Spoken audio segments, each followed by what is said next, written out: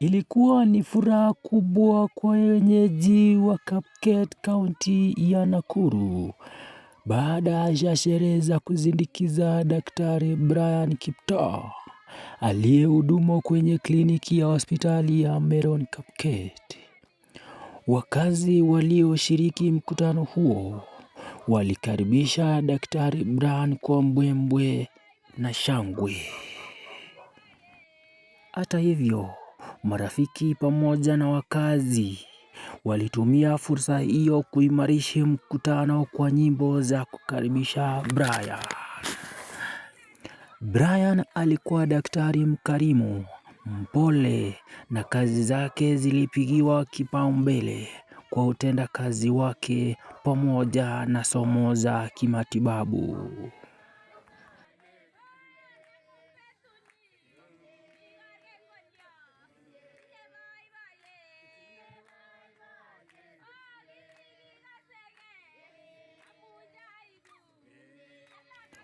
Vile vile, familia waliopata nafasi yake ya kuzungumzia Brian, akiashiria upendo walionao kifamilia.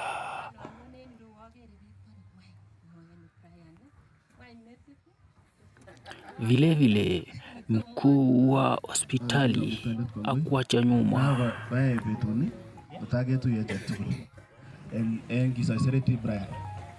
Alen kora awekchini biikab Kapket kongoi en kongemwa kepangan panganutioni kokosapotenech moyoe chichok agenge kosulda kit neuni. Ko kongoi ak kechome kora wendi ak kemokyini chemiach en olewendoten. Ko kongoi en chitugul, kongoi en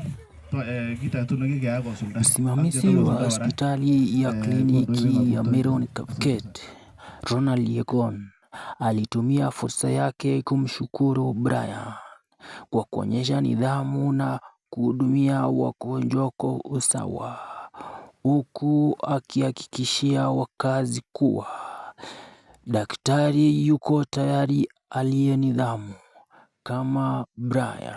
Vile vile, nyanya wa Brian aliweza kuzungumza na wakazi walioko mkutano kuhusu nidhamu wa Brian na maisha aliyompa wakati akimpokea cheti cha elimu ya udaktari.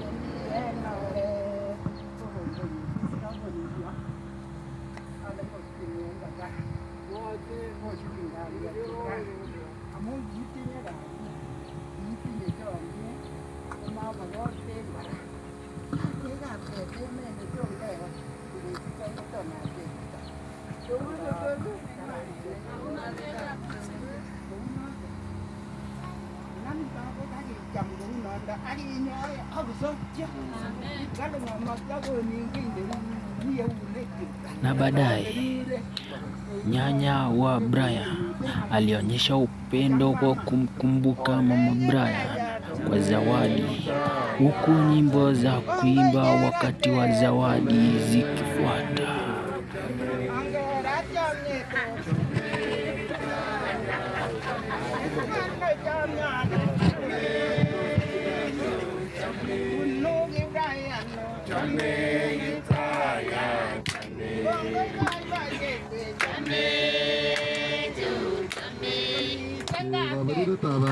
Wendi en elelo ak angen ikere akot Kapkatet ko angen ale nyoru Brian elebo koburen ele kararan kora soiti amun mieindo netinye Brian ko ne tofauti kabilenyin.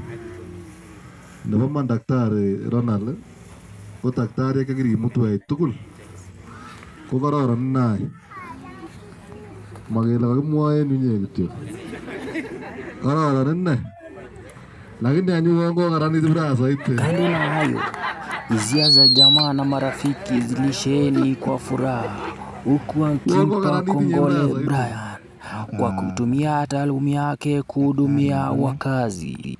Kewekwa kongoi amun kokurech en betut nebo raini sikobit kinyokisoiserech Dr. Brian.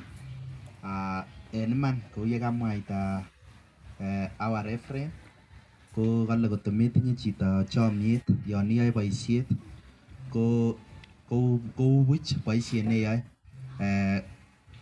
kobaten en noton keweche kongoi amun en Dr. Brian ko kotindo chomyet neo kongoyochin biik boisiet.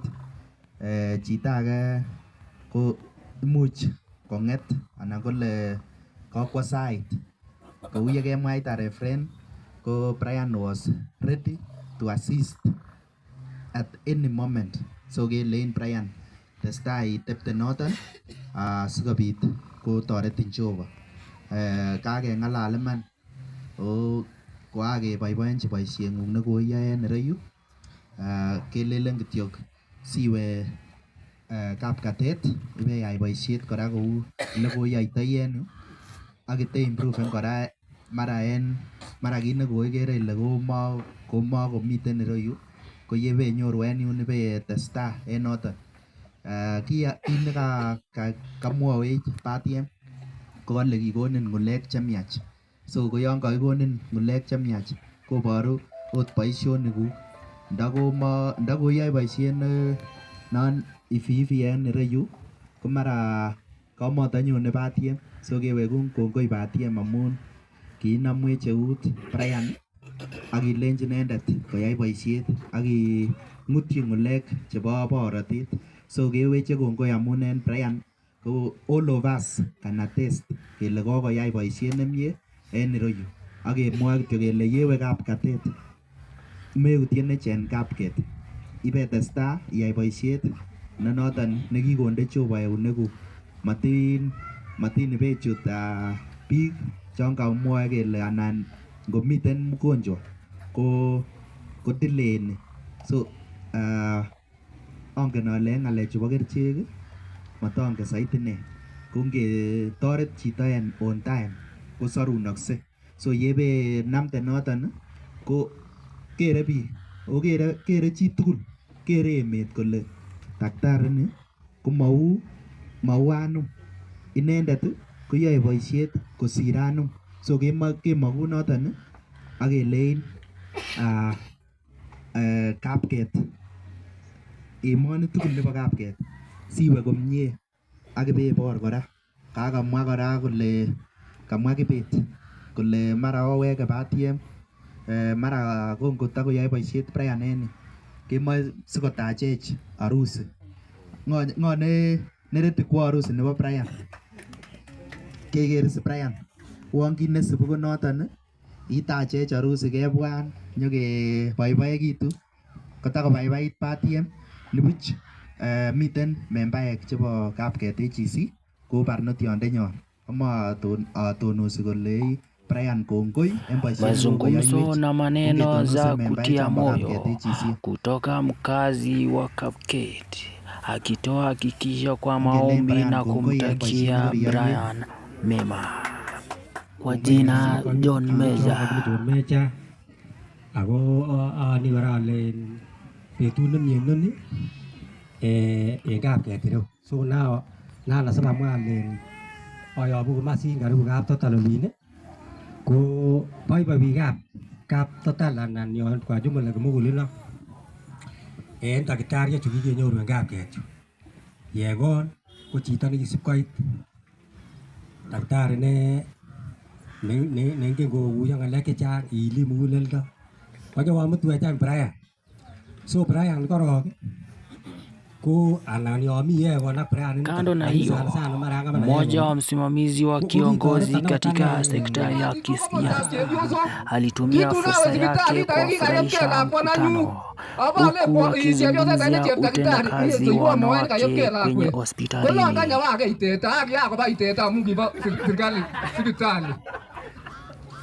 Agere ale kot komi elemi menotet abokora ko menot chepyoso anan murenik ko mamendos. Komamwa manit bal kolona wake teta nebo kokwana wake.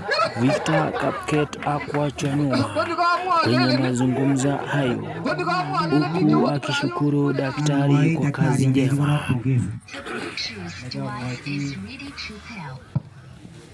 Wachi daktari moche alenjin pongezi. Biik tugul chekibwa sipitalit neng'ung kekose kokinyor kasisiek. So kimoche kelenji korok pongezi amun kotok eunek chukuk keunek chemiachen amun tugul chekikobwa ko kikonyor kasisiek ako kaning'alal en yu ko in kotakebwote en ireyu ak abwote anegen ko kan kole Makuyu momii kit netomwoe ale kityo bokototieni kityo tieni alelen tomwoe neo Jeiso tomwoe neo Jeiso tomwoe neo Jeiso kobaten alosun kityo anan ne okwek ko manai akine Makuyu nibuch amoche ale ndugu pongezi weri kesoe tugul en kaniset nebo Africa Gospel Church amoche alenjin pongezi nebo man testai ak mugulelon netindoi testai ak mieinon netinye tugul sikokimitin Kiptayat ak kotesun kora ng'omnotet kwanibuch komotinye ane ng'alek chechang kan komwa kityo Makuyu kole kikoi tutab president kikoi tutab Chemalel kikoi tiritab Ndeticha kotakap kobekutu ng'oik en nikobo ng'weny kityo lebo ane amun bakimi otom motoretwon tugul ni kong'et kityo Kiptayat kole nan okochi kityo Brian kobun eunekyuk anibuch amoche ale Brian pongezi testai kounonitet kongoi neo Kibet kotakebire volleyball en yun kotakochome akine takitari volleyball korobore akas komiten chaichu kokile moutwon kobek anibuch ndugu momii kit neo nekimuche kekonin. Vile vile Daktari Brian Kitoo alitumia nafasi yake kumshukuru bosi wake kwa kumpa nafasi ya kuhudumu katika hospitali ya Meron Kapket, huku akishukuru wote waliwahi kuwahudumia kwenye taaluma yake. Kongoi kabureik tugul korobwan asikobit kewekyi Jehova kongoi amun chomyet netinye nechechek tugul. Chaktaen amwa kongoi chechuket amwaini kongoi family nenyu kondochin Batiem amun en ripsenyon tugul. Batiem ko kikibos tugul kong'eten kotikonet tugul ko kironyoru kobun inendet. Ng'omen kityo koberurin Jehova momii kit nokonin nguni. Achomin Batiem kou yechomdo. Kongoi missing kamyanti akine. Anti tai kongoi nenyun kanyanti kong'eten gaa. Kongoi missing Andi ikaskeo. Kora nawekyi Jehova kongoi nawekyi takitari akine kongoi missing amun kong'eten kingetuye ko manot ale amwaita ano uchamuan kami message nekotokoini lakini ngamun kanyan boiboiyet uchamuan asomane. Yeah, boss. I would like to sincerely thank you for the kindness, support and care you have shown me since the day you know me.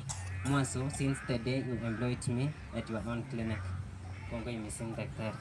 Your guidance, patience and concern have meant so much to me. And I will always be grateful for the opportunity you gave me to learn and grow under your mentorship.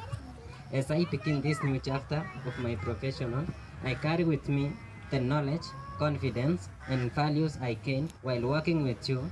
Your encouragement has played a significant role in helping me reach this milestone. Thank you for believing in me, supporting me, and treating me with genuine care. I truly appreciate everything you have done for me. May God bless you abundantly, grant you good health, and continue to prosper your clinic and all that you do. With sincere gratitude. Kongoi missing to the community. Kongoi amunen takset na kyotacha, kyochama, kyoribon, to the wonderful community and all the patients I have had the privilege of serving. As I prepare to begin this new chapter in my professional journey, I would like to express my deepest gratitude to each one of you. Thank you for welcoming me into your community, trusting me with your health, and allowing me to serve you. Your kindness, patience, and encouragement and appreciation made every day meaningful and strengthened my passion for healthcare. Every smile, every word of encouragement, and every opportunity to care for you has been a valuable lesson that I will always cherish. Serving you has been both an honor and a blessing, and I am grateful for the confidence you placed in me. As I live to begin, I carry with me the memories, experience, and the lesson I have learned while serving this community. I will always remember you, your warmth and support. May God bless you all with good health, peace, happiness. Thank you once again for accepting me, appreciating my service, and being an important part of my Mkuu wa journey. hospitali ya With sincere kliniki gratitude. Ronald Diakon Tulono Jerusalem. aliendelea kueleza huduma wa udaktari wa Brian, huku akizungumzia jinsi walivyokutana na Brian kabla ya kufanya naye kazi. Komwa ghorofa alenji mongen en ghorofa pasi lakini ongen sausa miten sengenyun nemi yoto okoik pitoni then Brian onangi chole nongebe nongeityo nongelianen but ot komiten ko student kou noto komi uniform ko chito ne chome kasinyin ako neaye ako neyoe kasit ine ot en makele kamwa chi kole alen kotokosir kosirgei chi en yu ko lembecho okot ane en yu kotom kwai kesirgei ako kot as confirmed ko attendance neuyo kingo ng'olyot kele moe kwo Brian kesomonenon wenyechi ne okwe kiatinye kesit aitu kityo ketuyo ak Mary oleon acha wiyo miten ng'alek kalyan ko kinyakoitu kolya so kotam ibwote koyait anan kalyan kolyan komomi so kelenjon acha ekas kele ime kwa Brian so keker all possible ways en Brian kwendi kongeposten konu ministry kainutikab bichu ak sipitalit ne chusen icheket karibu somok kechusen kikochi agenge kotiengei moe keropta en Kenya tugul. Brian koinyoru ne koleon konyoru message oune kouni the first thing ko keba kecher barwet en Nairobi weri komatin ketinye kasi en yu anan moe kwo ui ko kimi mama nekimi yon komoche kwo koyai kotoret mama noto kimotomi kikityo moone simet amwoe kole koin mama noto kotoret kora mama noto komi kora safari mwoe chi man kole ot kemo motinye wasiwasi tamoleni kityo sikeyai yon kikele kale men nimwa so akwo Nairobi betunoto usiku ngoite yun subuhi saa 2 keyote office ko kakoit weri kale ineo kapkate ale ako keterio ako maya biik kora ko chuto chu ako maikanyiwe kityo in consultant ot patiem kayun mi kwandab Brian kamosikyi kityo ak chetupcho umanokonyo patiem ak senge so alenji kaseng kit nemwoe babang'ung inendet netindoi sei kora ako kokonin ng'ulek inendet so koleon Brian kang'alal kapkatet ale kale ne kole iwi ale acha iwendi mami bichu choket ko sikemwochin kityo kelen bas ka beyond our nini iwendi si iset en yun itoret wananchi alak siweke kora at some point inyoikoti bichu ko kingebongoni kounon ko kimo expecteni such a number kongoi biikab kapket kiokeron kiotachan moker ole bo anora chichi une tui birir nyalil kinonyone en yu ko kianyone nokelyek chuchuket chu kimotongen chi kiangen alen chito agenge nekisomoni tuan chito age nekimi stimok en yu ko kiangen ane ineken ko not inoker ko toek tugul ako ngeba sukul matakinoitosune ak biik sana sana so kikany biik chemengen kakosinenet oliloo nia momi ot agenge but all the same komole karutito ano ra chito ukanap kolyan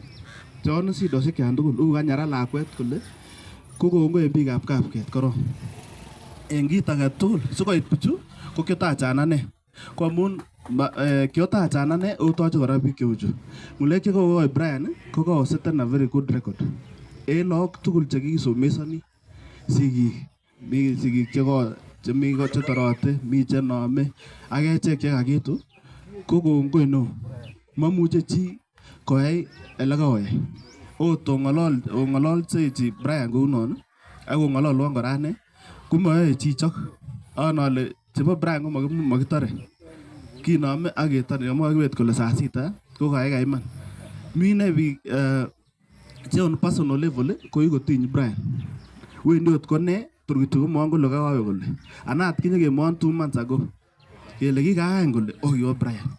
So tesetai Brian iwe kouno. Yun kewany ko high volume facility. High volume in the sense that inyoru biik che more than one. En yuno komi wardishek, mi medical, mi chekoilyo, miten ot chebo mental, mi ot theater, mi olda tugul. Ele kiibunu Kapsabet ak olan tugul ko kiker. Monetin chechang. Oibenyoru seniors Makuyu Kapkech Aqua Nyuma alitumia fursa yake kwa kumshukuru mkuu wa hospitali kwa kuleta hospitali kwenye kituo cha Kapkech. Mama kemwochi Ronald korong netai. Kemwochi Ronald because kinyo hospitalit en yu tomo kinge prayer na tunge prayer ninyi. So kemwochi agengo. Yes. So nebo oeng amoche awekyi kongoi kora Brian. So Brian ko kakosal bichu Kibet. Kasal kabisa toro akere ale wany takesoldoi ano. So Brian man ko kinyo. Yon kakimoche komarite Dr. Ronald ko matalo en inye. So ko biik kikobwa hospitali ni tugul ko mami nekiyai kou Brian ini. Yon kakimoche komanit. So kogoi Brian gobiru Kiptayat ako kanapte. So yewendi level no kewe kotoretin kora Kiptayat atobokosipte en yu barak. So abwote tam ketinye in yu molo sipitali komi erto nebo chemaner netam kebirchini simoit yani ko chito kebirchini simoit kele toret. So nange tam nabaishe Brian konam chitu nabaishe Brian si yon kanyo chito limbo Kapkatet kebire Brian kele kotoretech.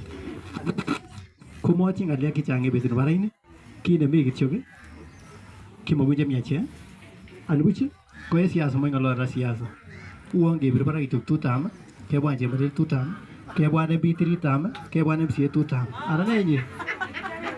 anane keweki tugul chemi ng'echero. Vilevile mkuu pia wa huduma wa afya Kapkech Aqua Nyuma huku akimpa shukrani Brian kwa kufanya kazi kwa ustadi na usawa. Kakonam Brian akot ng'oliot agenge anan ko oeng. Ane komotinye ng'al abaibai Brian nebo kwong'et. Brian kioker ole lakwet nekisich kamet ak kolet. Discipline nekotindoi Brian kibo barak anan kiokerto ano. Boisiet koyoe komie. Kimi betut akot akane kiaitu yu tinye wagonjwa karibu 3 sabarit agenge. Ako kimade chema koatendan tugul sabarit agenge orobokyini Brian. Ko motinye ng'alek chechang kimokyini Brian kwo komie. Ibikilgei ako toretin Jehova. Kamwa kongoi kanoker imutu katiamin ng'ung yu kanole mekere any. Yoto inome kaberuret. Kikibwone daktari oin en Eldoret. Kemwoe akobo Brian ini. Alechi nyolu imotivaten Brian. Boisiet nekikoyai Brian komami chito age nekikoyai kasit neu noto. So imakun chemiach na baadaye wamama waliokusanya kwa wakati wa zawadi hawakuachwa nyuma.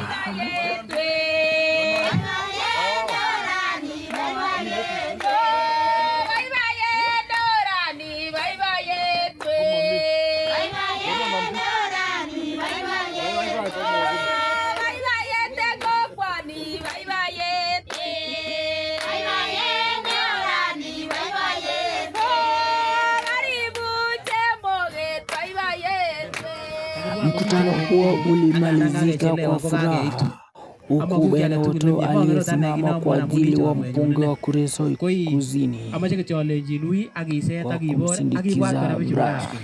Yewe kotibor komeutien bichu ibor ak ibwat bichu eb Kapkech. Amache amwa kongoi neo en biik kyok chebo Kapkech ini che ngoitondet ako behaven komie ko lakwenywan. Achome kabisa bichu. Ngonyo ko behaven chito komie en ireu ko lakwenywan inne. So kaker lokotiendo en ireu ko kaker ole chomin bichu. Tiengei behaviors. So amache alenjin kongoi. Mongen any ele chengen weri biik che kororon. Chengwechi sait kora nekaran neu weri. Sitakoribech en ireu. Kit nekimwoe ko noniton nibuch eunekuk ko kororon kikenai kele logoek kityo. So amun kakwo sait ko kananyon en yon ale nanobirchi mheshimiwa ale mi lakwa necha nekechin chain. Ale kikuren Brian inyoisen en sipitalit nekile Meron en Kapkech. Huku mkuu wa hospitali wa Meron Ronald Yegon akishukuru mmoja aliyehudhuria mkutano huo kumzindikiza Brian huku shukrani na neema za Mwenyezi Mungu kwa kujumuika pamoja. Na ni hapa ndipo natamatisha makala haya.